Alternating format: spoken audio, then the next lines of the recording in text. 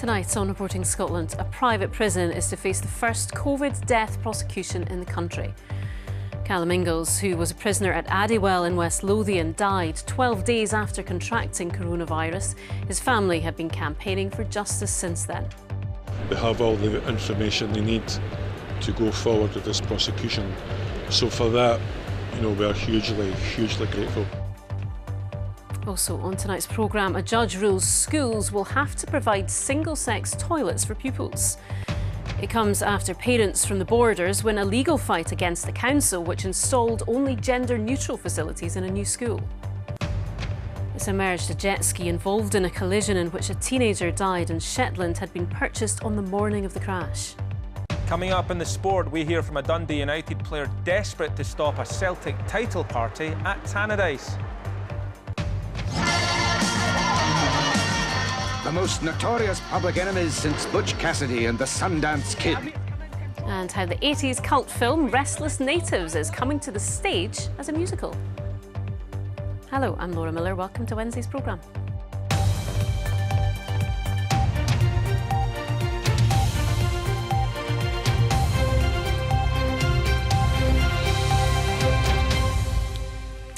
A private prison in West Lothian is to face the first prosecution in the country over a death related to COVID. Weeks before Callum Ingalls was due to be released from Addywell in 2021, he was diagnosed with the virus. He died days later, alone in his cell. His family says he did not get appropriate medical care. And today, the Crown Office said the company which runs the prison will face criminal charges. Joanne Macaulay reports. Callum Ingalls was jailed in June 2020 for serious assault. He had asthma and was unvaccinated, and in October of the next year he became seriously ill with COVID. In messages to his family, he complained about headaches, difficulty breathing and coughing up blood, and said nobody was responding to his calls for help. He was found unresponsive in his cell at Addywell Prison on the 24th of October 2021, aged 34. Since his death, his family have been campaigning to get answers about what happened and for charges to be brought. After a meeting with the Lord Advocate today, it was announced that the prison will face criminal charges along with NHS Lothian. There's been a frustration with the family that it's taken 3.5 years to get here, but after the meeting with the Lord Advocate this morning, it's clear that the investigation that they've carried out into Callum's death has been very thorough, and as a result of that they have all the information they need to go forward with this prosecution. So for that, we are hugely grateful. The company Sodexo runs Addywell Jail in West Lothian on behalf of the Scottish Prison Service, and NHS Lothian provides health services at the prison. In response to today's announcement, they both said it would be inappropriate to comment further at this stage. The prosecution will be the first brought by the Crown Office over a COVID-related death. The Lord Advocate Dorothy Bain said she was committed to ensuring the facts and circumstances surrounding Callum's death are thoroughly investigated by the relevant agencies and are aired in the appropriate legal forum. The family are grateful to the Lord Advocate for giving them hope of justice today. Today, Dorothy Bain told this family that she has instructed a criminal prosecution of Addywell Prison run by Sodexo Limited and Lothian Health Board for their alleged failure to properly manage the medical care of Callum Ingalls. Today is historic, as it will be the first prosecution of a private prison in Scotland, but also one of the first prosecutions relating to 6,000 COVID deaths that have been reported to Crown Office, including 15 prison deaths. The Scottish Prison Service said its thoughts continue to be with the family and loved ones of Mr Ingalls. For them today, it's a step forward in finding out more about the circumstances of his death. Joanne Macaulay, Reporting Scotland, Edinburgh. Well, our Home Affairs correspondent David Cowan joins me now. Dave, just how significant is this, the decision to bring criminal charges? Well, it's highly significant for two reasons. Scotland's Prosecution Service, the Crown Office, is currently looking into something like 4,400 deaths that took place here during the pandemic, 4,000 of them in care homes, about 370 in hospitals and 16 in custody. It's actually the largest single investigation into deaths in Scottish history, and these charges against Sodexo and NHS Lothian are the first to come out of that process. The second reason it's significant is that the Scottish Prison Service, which runs almost all of the jails in Scotland, has Crown immunity. It can't be held criminally responsible for deaths in custody. But Addywell is a privately run prison, Sodexo is a private company, so it doesn't have that legal protection.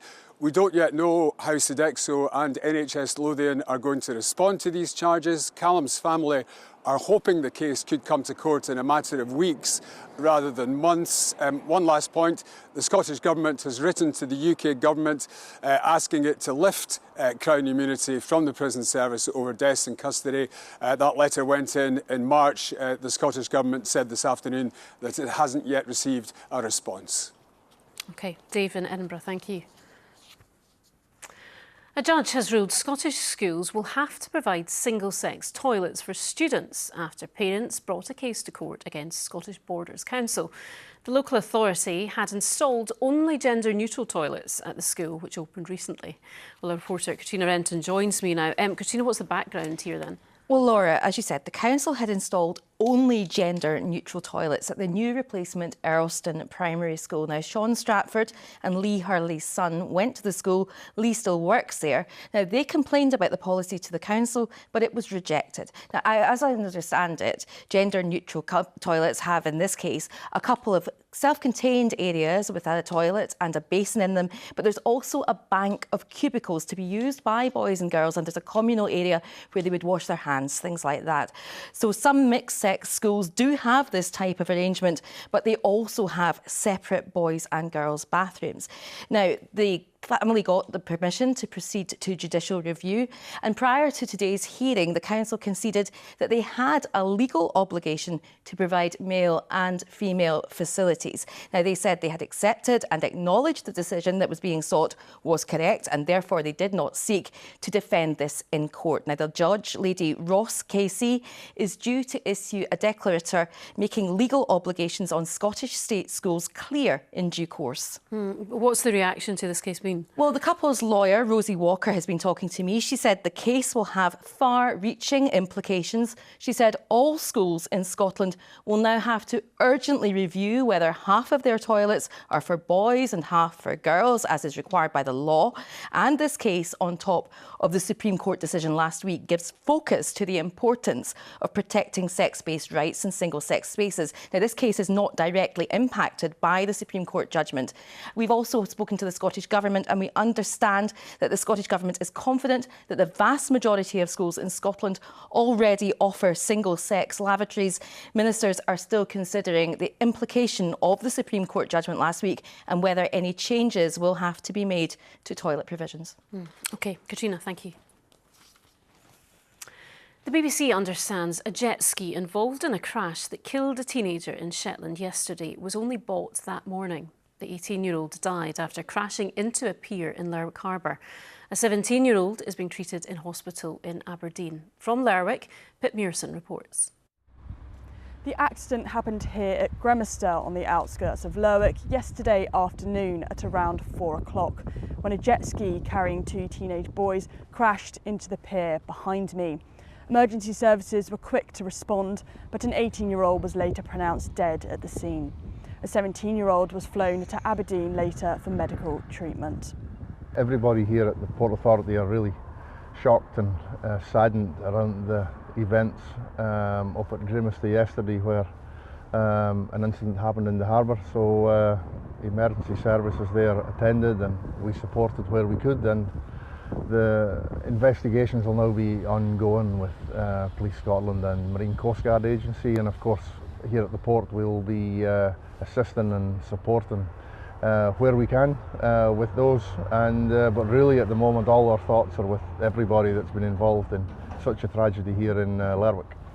The jet ski was later recovered from the water and towed ashore by the Lerwick lifeboat. It's understood that the jet ski had only been bought earlier that morning.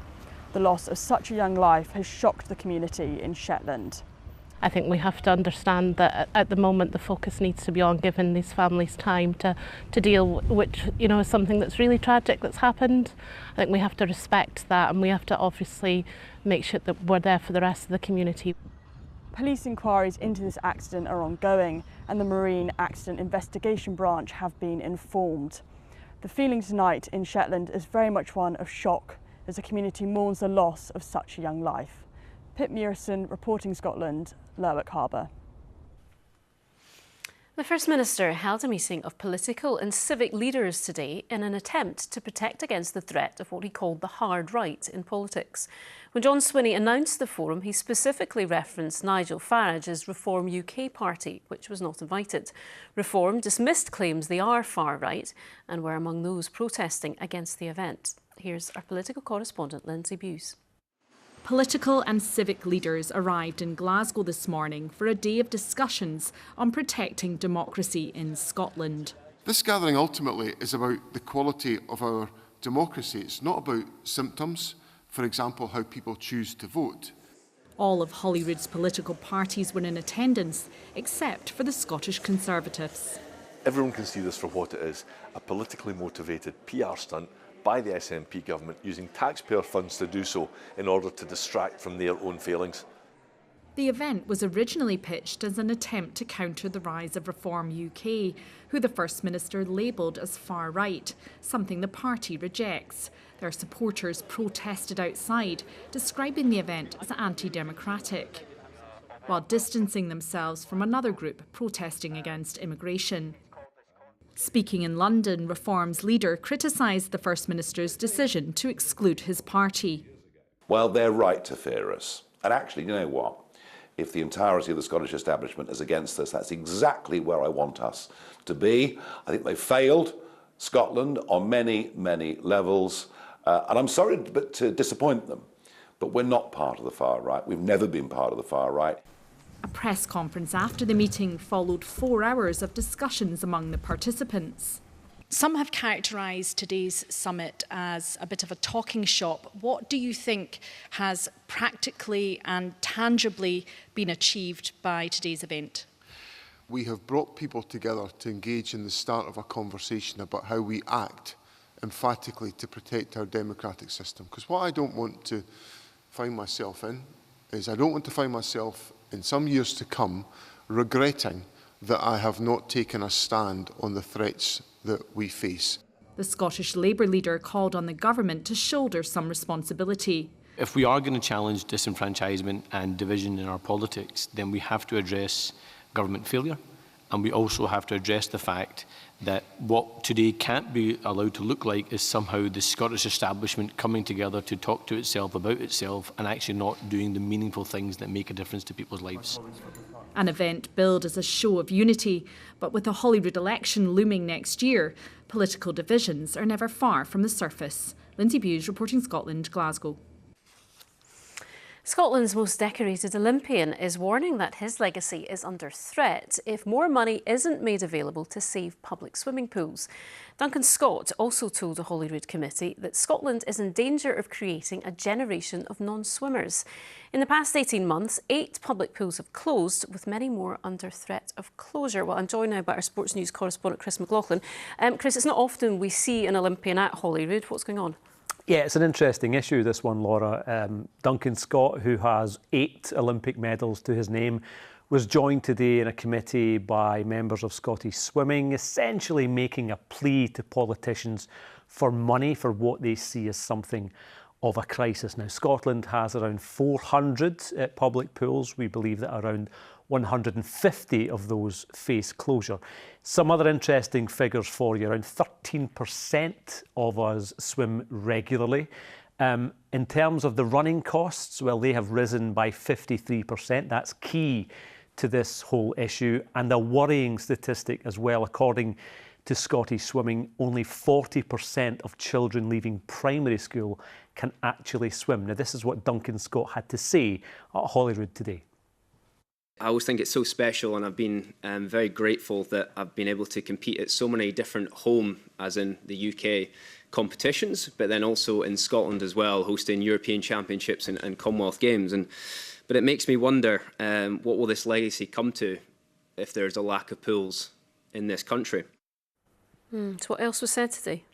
Well, Scottish Swimming also pointing out that Scotland has the highest rate of drowning in the UK, actually almost double the UK average. They want to see swimming introduced to the school curriculum. They say they have a plan to make that happen, but they need money, they say.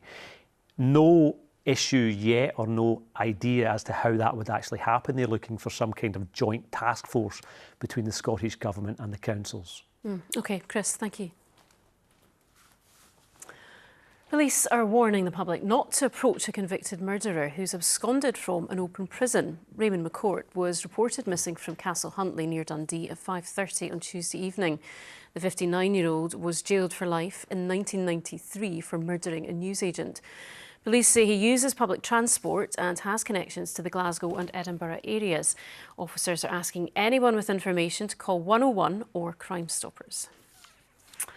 OK, the news at 7 is coming up shortly on the BBC Scotland channel. Laura McKeever is here. What have you got? Well, on that swimming pool closure story, Laura, we've spoken to another of our great Olympians, Hannah Miley, and she says that for our community, for our well-being and for our kids' safety, it's really important that pools stay open. Also, Glasgow City Council will explain tonight why it's asked the UK government to temporarily stop sending asylum seekers unless it gets more funding for the city. And a Star Wars superfan from Fife has sold some of his props to Disney for the latest instalment of the series. He's very excited. Lots going on. Thank you. A bill to ban greyhound racing has been officially lodged at the Scottish Parliament. There are no racetracks operating in Scotland at the moment, but the Green MSP Mark Ruskell wants to ensure that remains the case. He's proposing to outlaw what he describes as a cruel sport. But greyhound trainers insist their sport is a misunderstood hobby that prioritises the welfare of dogs. Our political correspondent Kirsten Campbell reports. Often racing at Newcastle, Slingshot Sam fires out. Slingshot Sam is a champion. Based in West Lothian, he races in the north of England. Going to win the derby, as long as you come home safe. His owner has 14 greyhounds and reckons people who want to ban the sport just don't understand it.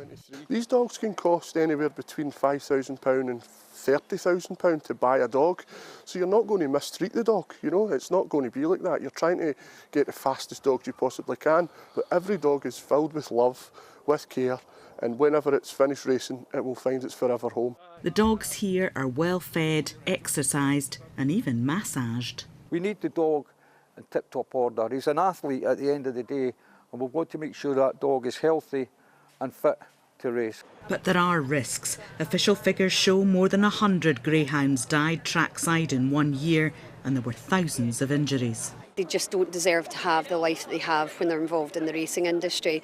And also within rescue, we see a lot of the harm that they come to and the rehabilitation that they require after racing, both physically and emotionally. Now an MSP has introduced legislation to ban the sport. It's clearly cruel to be racing dogs at speeds of up to 40 miles an hour where they can break their legs, they can break their necks. Some of these dogs, have to be put down at the trackside as well. I don't think that kind of cruel spectacle really has any place in a modern Scotland, and I think we should be seeing this now as an offence to race greyhounds, and that's what my bill is attempting to do. There's currently no greyhound racing in Scotland. Shaunfield Racetrack in Glasgow didn't reopen after the pandemic, and the owner of the Thornton track in Fife says the uncertainty over a potential ban wrecked his business. Both sides in this debate say they want what's best for the dogs, but there's no racing certainty that this legislation will get through because the Scottish Government has still to decide whether or not to support it. Kirsten Campbell, reporting Scotland. Very calm dog there. OK, let's get to tonight's sport now with Paul Barnes and some interesting news potentially coming out of Ibrox. Yeah, interesting news potentially for supporters of Rangers. Laura, good evening. Rangers are close to appointing Everton's Director of Football, Kevin Thelwell, as their new sporting director. The 51-year-old is leaving the English Premier League side this summer, and Thelwell has been identified by the Ibrox club to be the first person to take on the role since Ross Wilson left 2 years ago. Now, it's a question of when and not if Celtic will win the Premiership, but the teams standing in their way from clinching the title this weekend have ambitions of their own, according to this man here, Dundee United winger Glenn Middleton. Fourth-placed United hosts Celtic on Saturday, desperate to not only avoid Celtic celebrating a league championship in their backyard, but to boost their own chances of securing European football at Tannadice, with a place in next season's Europa League or Conference League a realistic target. Europe was always at the end goal in terms of where we thought we could maybe push for. We always, you know, the first one was to maintain our position in the league, and then it was to get the top six. But at the same time, we knew the quality that we had in the team and the sort of attitude that we had in the building as well. And I think more times than not, that goes a long way. So yeah, it's one that we'll keep sort of striving towards. If we get into a situation where we find ourselves in Europe come the end of the season, then it's been an unbelievable season.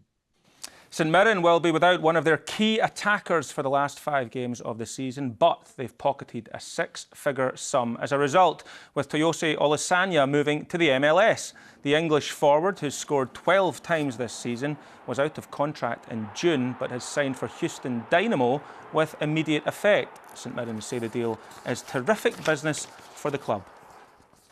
Let's delve into what looks like a fascinating run-in to the Championship, and Falkirk winger Calvin Miller says the league leaders can deal with the pressure of getting over the line and return to the top flight for the first time in 15 years. Here's how the top of the table looks with just 2 games to go. Only Falkirk and Livingston can win it. A 3-point gap with 6 points up for grabs, but given Falkirk's superior goal difference, one more win should see them lift the trophy. For us, I think like every player has got to deal with pressure, so no matter what, you just got to go into games wanting to win and wanting to play your best football. And we've got a squad that's really harsh on ourselves in a good sense, and I feel like that's why we've always bounced back in disappointment moments. So I think Friday nights, Partick are still fighting for something as well, and so are we. So we obviously want to go get first, and they want to get 4th for playoffs. So it'll be a tough game, and 2 teams will probably have different game plans, but no, I think you just got to relish these moments. Livingston's top scorer, Robbie Muirhead's here at this event today. Have you been talking shop with him, or is it non-football stuff? Strictly not talking, just normal chat, to be honest. But I've obviously played with Robbie at Morton and stuff, and he's a great big player, and he scores goals and he's got some left foot, so just a bit of banter between each other now, but hoping they fall up short before us. Rugby and Scotland forward Lana Skeldon hopes the team can round off their Women's Six Nations campaign against Ireland with a more complete performance to boost their confidence ahead of the World Cup this summer. Brian Eason's side were blown away by leaders England in Leicester last weekend to leave them 5th in the table, but Skeldon says there were some positives going into the final game in Edinburgh on Saturday. We've put together some really good moments in games, and we'll see that as success in itself. But I think for us this weekend is really about challenging ourselves to show what we're capable for 80 minutes. And I think we need an 80-minute performance to feel like we've achieved something in the Six Nations that's bigger than just the small moments. Let's hope they can get that win against Ireland on Saturday. Absolutely. Paul, I'm going to take you back to the 80s now. You're far too young to remember it the first time round, aren't you? Restless Natives, yeah, I was just a baby. That's my excuse for not having watched it. Yeah, you've given it away now. Yeah, because it is 40 years since The Clown and The Wolfman hits our cinema screens in Restless Natives. The iconic 1985 film was a modern-day Robin Hood tale. 2 highwaymen in masks on motorbike holding up tour buses. Now it's finding a new lease of life as a musical, as Elizabeth Quigley's been finding out. The most notorious public enemies since Butch Cassidy and the Sundance Kid. I mean, my goodness, come in control. They're firing on us. I've been waiting for this all my life. The sound of Restless Natives, part of the 1980s boom in Scottish filmmaking. But this is Restless Natives like it's never been seen or heard before. What kind of country is this? We like a little jig. Transformed into a musical, rehearsing here in Perth Theatre. If you're a lover of the film, you're going to have a great time. It's got the big country tunes from the film that you love, but it's also going to open it up to a new audience. So like, I was too young to have seen the film originally, so I've seen it in recently, and I think that's going to open it up to people who have not seen the film and get the chance to experience this great story. So how do you turn a film into a musical? Well, you start by asking the original team. Well, we've had a steep learning curve. I particularly have been on a steep learning curve, but honestly, no difficulty outweighs the thrill of all of this. I mean, I thank my lucky stars every day, every moment for this, because, you know, to write something, it's a writer's dream to write something that means something to people, and then something that means something to people years later, decades later. The musical starts its Scottish tour this week, hoping to capture the imagination of a new generation. The film's a cult classic. It's one of those things, I hadn't seen it, but I'd heard about it. You know, I'd heard about it in the same sort of vein as like Local Hero or Gregory's Girl, you know, classic Scottish cinema. I think people will enjoy it, yes. And who doesn't love a musical? Well, I say that, there will be some people, but they'll like this one. They will like this one. Elizabeth Quigley, reporting Scotland, Perth. Well, talking of cult classics, Christopher Blanchett is here. Wow, that is quite a view. Big sky country, yes. The north coast of Sutherland there, beautiful blue sky, no one on the beach. Perfect. Probably not that warm, though. Who cares? Thanks very much indeed. Good evening to you. I'll tell you where it was warm, actually. Ayrshire, 18 degrees today with some blue sky, but on the east coast, much cooler with that breeze off the sea. Through this evening and overnight, it's predominantly dry. The showers that we had around in places this afternoon fading away. Some clouds, some clear sky, and temperatures in towns and cities 4 to 6 Celsius. A spot of drizzle with the thickest cloud in the northeast. Tomorrow, high pressure, a ridge of it moving in from the north, and that means it's a predominantly dry day. There will be some areas of cloud around, like this morning, in the east, and those could be low, those clouds, but tending to thin and break through the day. Elsewhere, some sunshine, 1 or 2 isolated showers in the northeast, but for most, it's dry. Fine too. And in the west, warm, but like today, an east-west split with temperatures. So in the west, 17, maybe 18 degrees. In the east, despite any sunshine, cooler, 11, 12 degrees for the likes of Aberdeen, Dundee and Edinburgh. Sunshine towards the northwest and sunshine in the Northern Isles, but a rather cool 8 to 10 Celsius. Tomorrow evening and tomorrow night, it's dry with some clear skies. Once again, some areas of cloud you can see over my shoulder there. A weather front bringing some rain. That is Friday's weather. So turning increasingly cloudy and breezy in the west with some patchy outbreaks of rain. Elsewhere, a bit of sunshine developing, still some areas of cloud. Temperatures for most mid-teens, but once again right on the eastern coasts, it will be cool with a breeze off the sea. That takes us to this weekend. It's a mixed picture. Weather fronts moving west to east. Some clouds, some showers, some brighter moments. Winds from the south, so not desperately cold, but showers or longer spells of rain at times. That's Saturday. Let's take a look at Sunday. Spot the difference. Very similar. Once again, a southerly wind, some sunshine, some cloud, a few showers. Next week, though, much drier, much brighter, and turning warmer too. That's the forecast for now. Oh, you like to tease us at the end there, Christopher, don't you? Thank you. And that is all from Reporting Scotland for now. Don't forget, the news at 7 is coming up shortly over on the BBC Scotland channel. Tune in for that. In the meantime, from all of us here, do enjoy the rest of your evening. Good night.